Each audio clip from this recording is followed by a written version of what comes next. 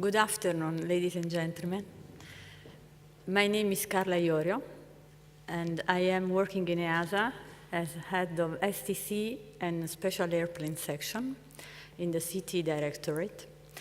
And I'm also project manager of the CT 2020 Roadmap Certification Directorate Change Management Project. The Certification Directorate is going to change. And I'm going to explain to you the reasoning and the drivers behind this change. The content of this change is going to be an overview, of course, on the content and on the nature of the change, how we are going to implement this change in EASA, and of course, who are the primary actors in this change, inside EASA and outside EASA. It's also important for us to share with you what we see is there for you in this change of the directorate. The primary reason why we are seeing there is a need for a change in the certification directorate is to tackle the inefficiency of today, the areas where we can do better, where we can improve, where we can enhance processes and way of working. Contemporary, the Certification Directorate wants to be prepared for the future challenges.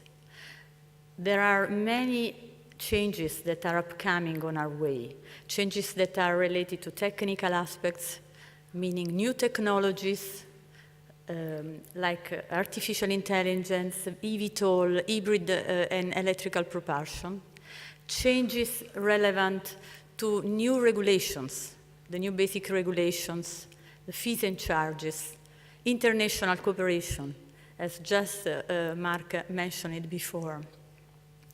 And also the opportunity to be prepared to work on new entrants in the aviation market, so new business models. When we analyzed the reasoning of this change, of course, we were also considering which are the shared needs, which are the drivers that are necessary to consider for this change. And the drivers of this change are, of course, relevant also to the possibility and the need to be more competitive in the aviation market, to tackle also the stakeholders, and so the aviation industry needs, to have an opportunity to be a lean organization, so to be efficient, to be effective, to introduce the proper IT tools, but also to use this occasion, this opportunity to develop our human capital, meaning that to create a cultural and behavioral change.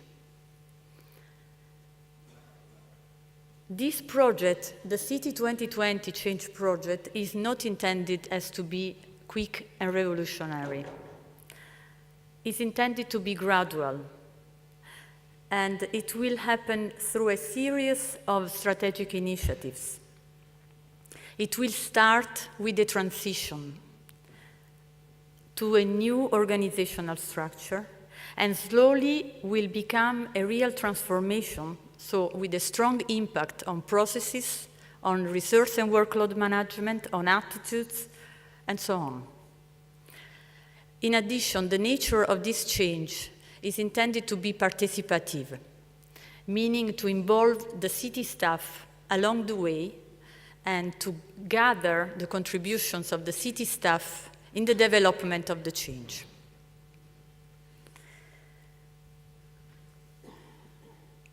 Now, to start to be more precise on the what, the City Directorate has identified some areas where there is a need to conduct a deep transformations. And these areas are going to be basically the strategic initiatives of transformations. Areas are affecting technical domain like engine and aircraft.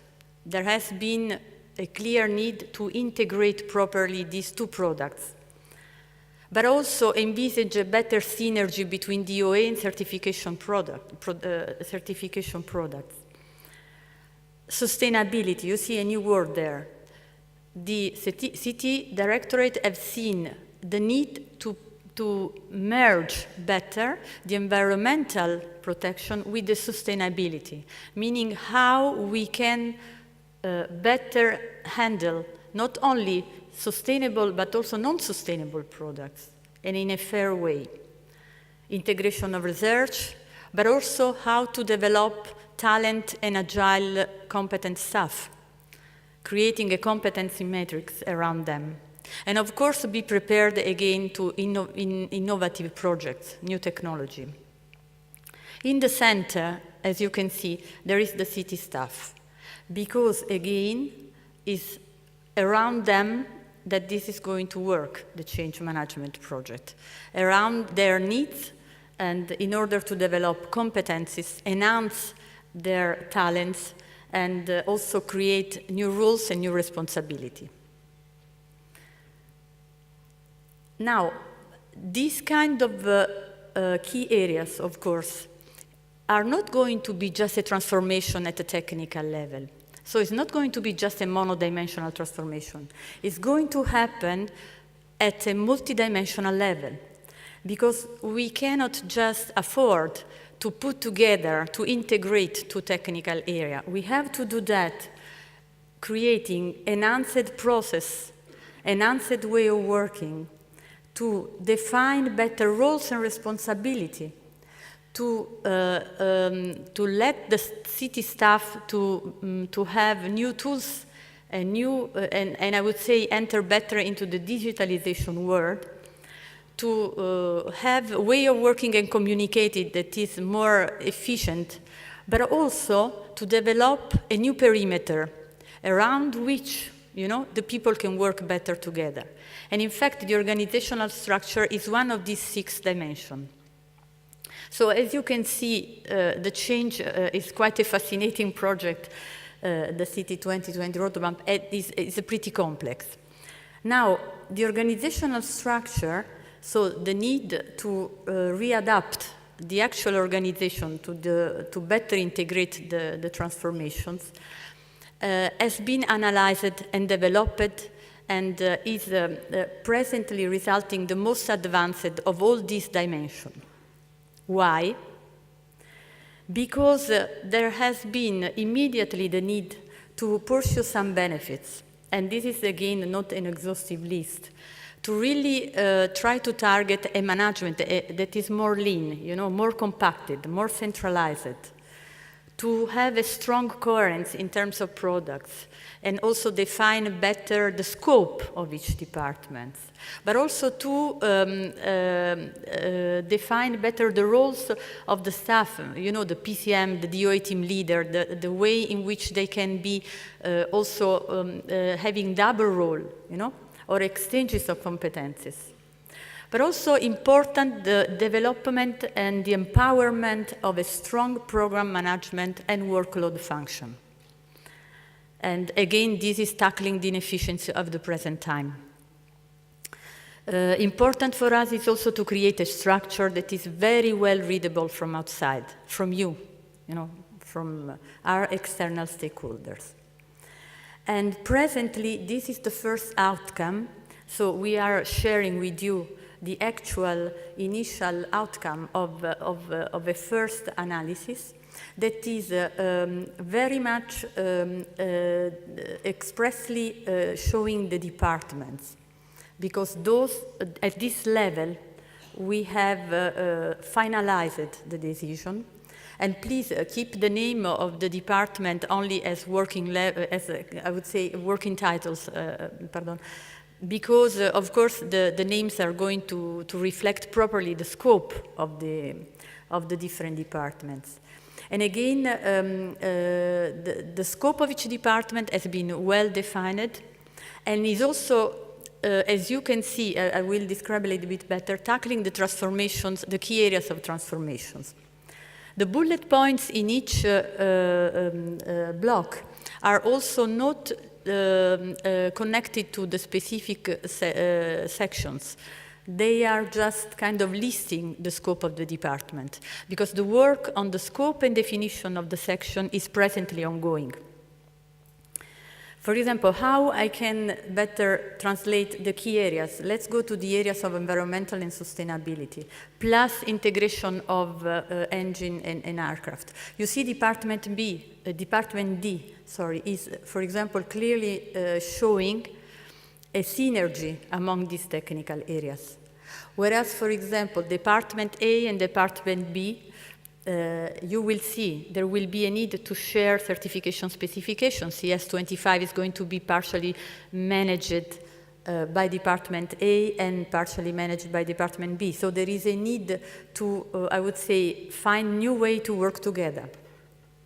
And Department F, instead, is clearly showing the intention to target an enhancement on the functioning for workload and resource management. It has been decided that products like STC and innovation instead are going to be spread all along all the departments.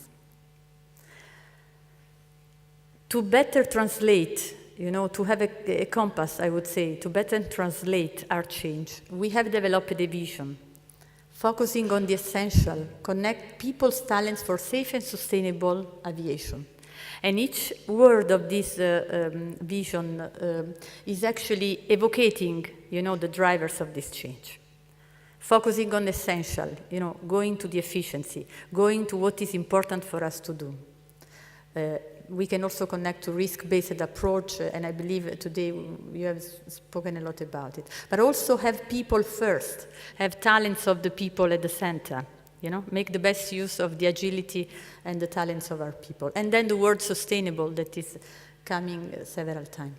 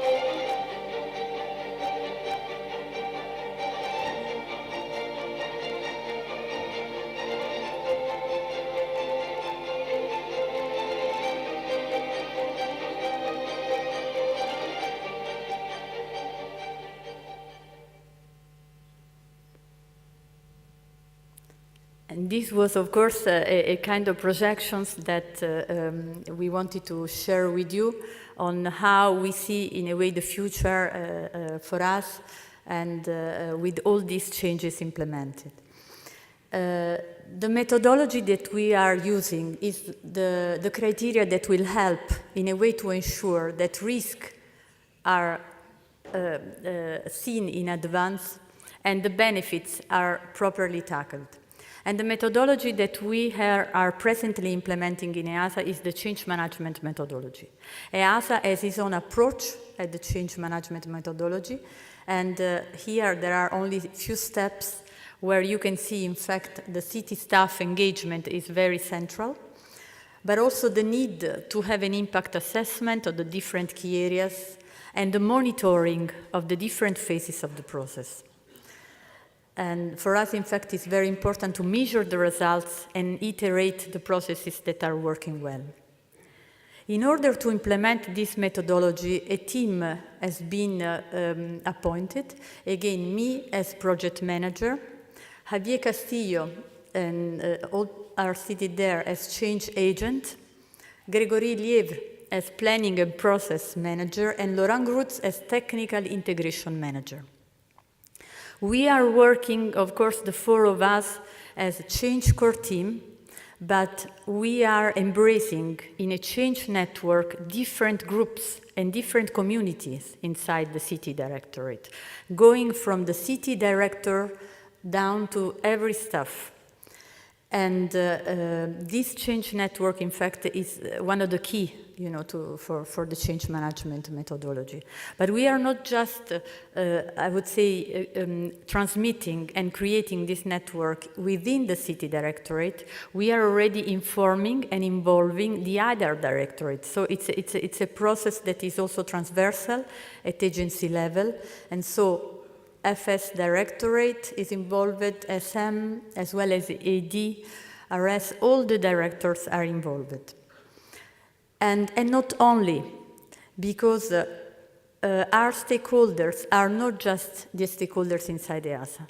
It's also you, and I mean, of course, the TC holder, STC holders, the foreign authorities, so the bilateral partners, FAA, TCCA, the international and European national authority, but also the European commissions, the university, the institutions, and therefore, again, all the outside EASA stakeholders.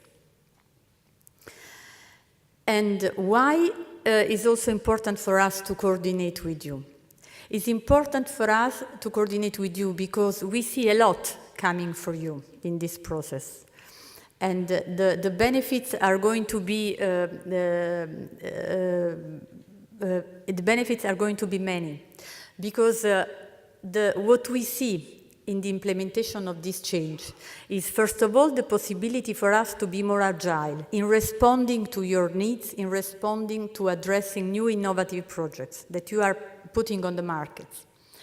The possibility for us to act and articulate a risk performance-based approach, an oversight approach, will definitely create a better communication, a better interactions. We are going to be prepared to receive new business model, and therefore this is also having a good effect on you. And the synergy between DOA, and product certification already started last year, and we have seen a lot of benefits about, and you are all involved. We see also a lot for you in the development of a functioning that is stronger in terms of programming and in terms of planning, because we can tackle better the timeline, the milestones. We can be more synergic, more synchronized, I would say. And of course, the benefits of implementing digitalization and SharePoint platforms. I'm sure there is more. This is not exhaustive for you, but this is what we see is also there for all of you in this project. Now, a very high-level overview to give you an idea of where we started. The change process started in 2017 with I would say the decision, to promote a new city directorate.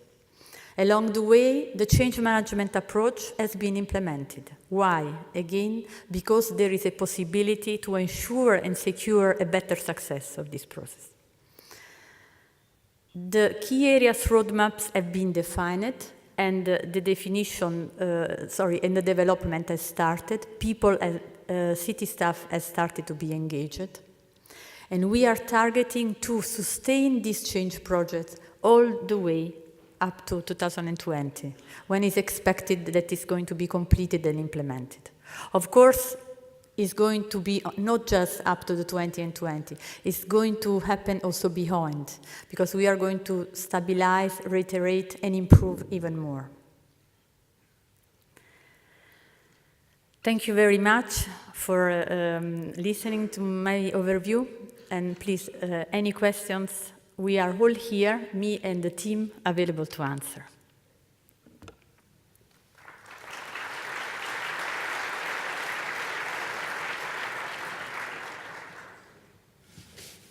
Thanks, Carla, for briefing us on this important change for us in certification, but also I think for you it is important to know about this change and that we will engage together with you on this change in the way we work and the way we are structured. We got one question so far. Are there measurable targets of this process? Are there Measurable targets to measure the success of this change? Yes, and in fact, of course, my team will integrate what I say. The measurements targets for us are, of course, based first of all on the analysis of how we will efficientize ourselves. So, and because of course this is the first target of one of the primary targets, but also it's important to, because the analysis of the as-is, has been produced. So we have identified the gaps where EASA needs to improve more, and the city directorate has to improve more. The measurement of that is very much based on how we are capable to fill these gaps, And of course, the answer will stay also on the in the time we are going to cope with that. In this process, we are not going also to be alone, because this kind of analysis of the measurement is going to be coordinated also with other parallel processes inside EASA. For example, we are not going to implement the dimension of the IT tools, and the implementation of the IT tools in the project alone, because there is, of course, an entire group of people in EASA that are in parallel also implementing that. So there will be synergy with several parallel processes. So the accomplishment of the different processes also in parallel will be another way to measure if we are running properly along the way. This is an overview, and it's complicated for us to deploy here all the details, also in terms of timeline, also in terms of different milestones, because it's going to be a very wide descriptions. But we have in place a pretty complex structure, and we are cooperating also with the consultants, in order to ensure that the change management methodology is properly implemented.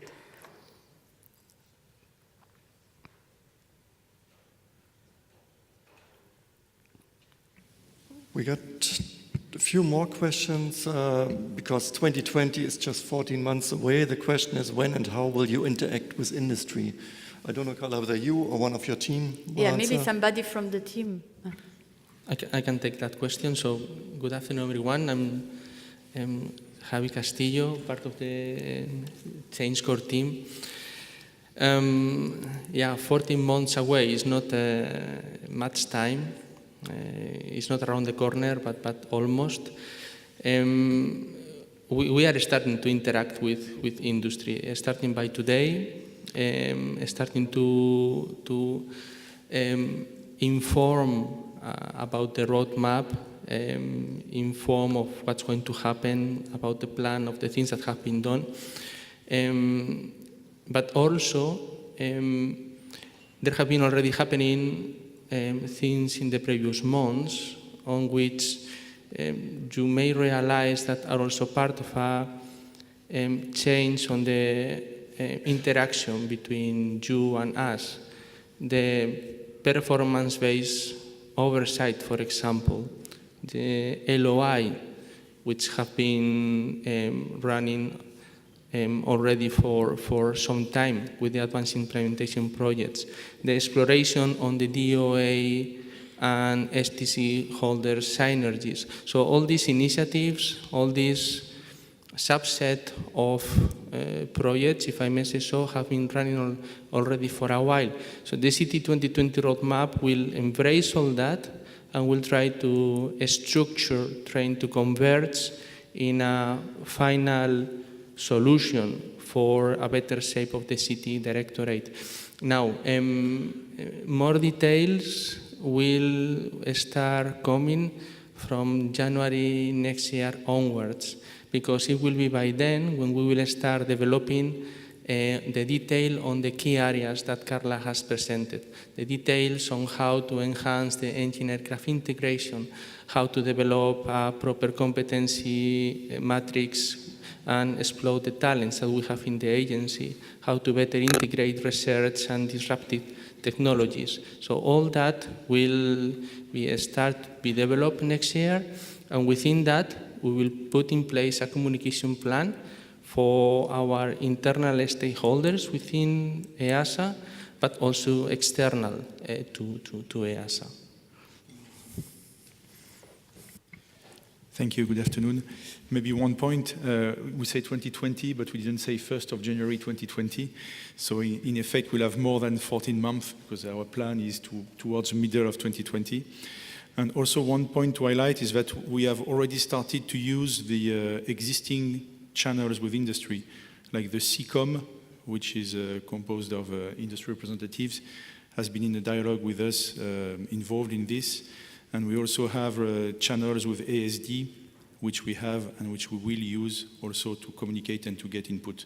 So all the existing channels can be used for you to provide input in addition to what Javier mentioned as a communication plan.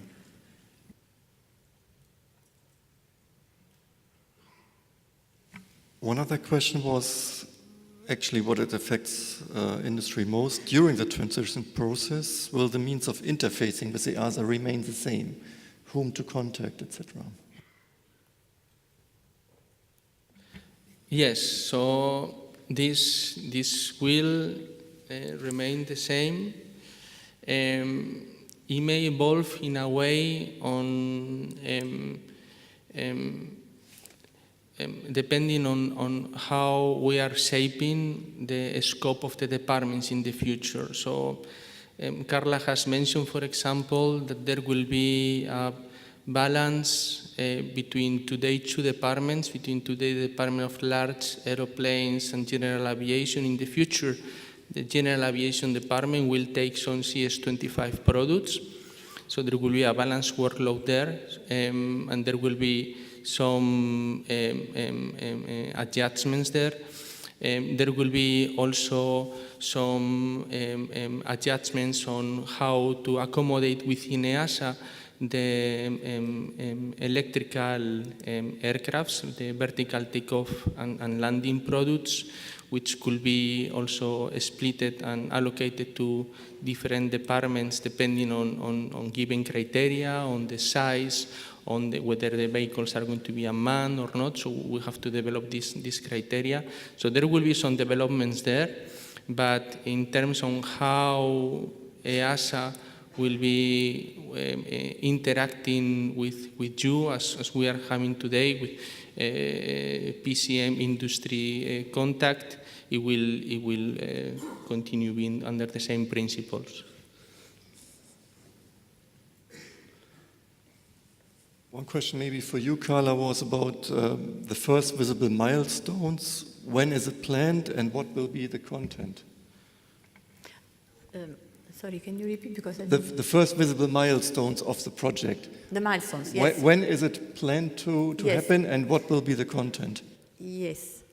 So the milestones, basically we are, of course, having an initial milestones that is to go live with the new perimeter, meaning the organigram, the organization, by the end of the year. That is not, of course, considering already the full distributions of the people or the appointment of regarding the sections of the head of section, but it is to, I would say, freeze not only the scope of the departments, but also the scope and definition of each section. So this is the first milestone for us. As far as in parallel to this, and as far as concerned the key areas of transformations, we are targeting to fully define the different roadmaps of these strategic initiatives also by the end of 2018. Starting from 2019 instead, we are going to be fully working on the different key areas at multidimensional level, and that means, again, a strong interaction with several other parallel processes within EASA, but also finalize in 6 months' time, so for mid-2019, the allocation and distributions of the resources in city directorate.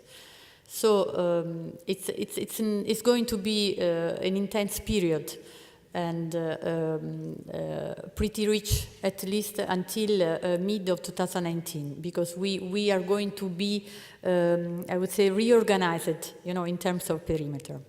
Now, the overall development of the key areas and transformations at multidimensional level will take 2 years. So the roadmaps are expected to be developed and completed by the end of 2020.